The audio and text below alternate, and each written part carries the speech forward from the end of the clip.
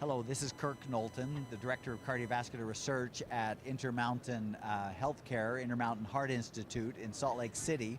And we're here at the American Heart Association meeting in Chicago and enjoying many of the things that we're learning about, and also interacting with some great people and some of our colleagues from the past and meeting new people.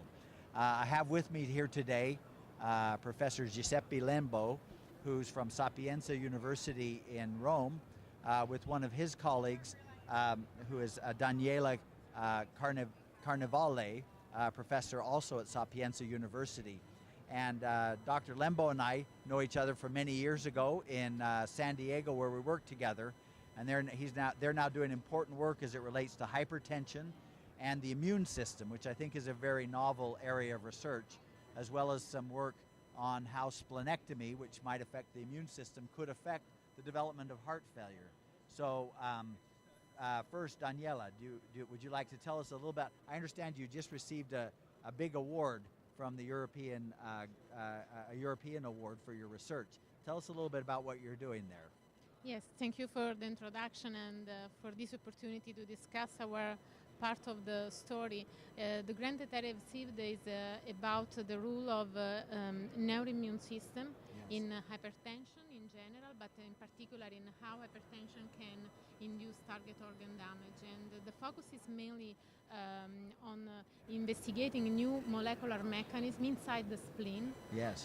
And these mechanisms are basically under the neural control of peripheral nervous system. So the project tried to combine the role of the autonomic nervous system, the role of immune system in the spleen, and how the cells that are primed in this way can be deployed toward the target organs like the cardiac tissue, for example, and produce damage related to onset of hypertension, but also to the consequence like heart failure.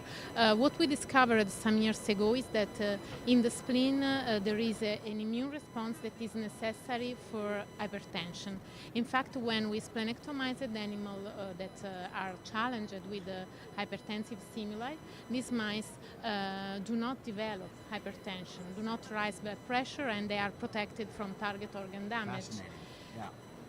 But the other thing is that now more recent data that I'm going to present here are the other side of the problem, probably, because if we splenectomize mice and induce other kind of challenges, like for example a direct mechanical challenge on the heart, these mice develop early heart failure.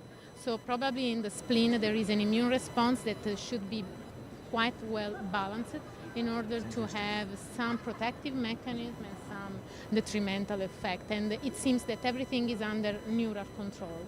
So that's fascinating to take two aspects that we don't think about very much in terms of hypertension and heart failure as clinicians, in terms of the neural control and the immunity that could play a role in those.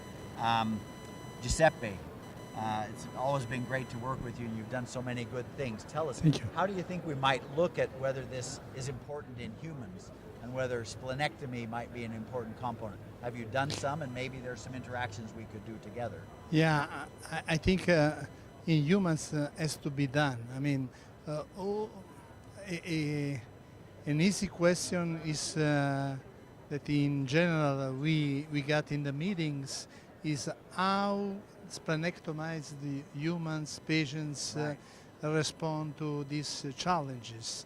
And so far we don't have answer.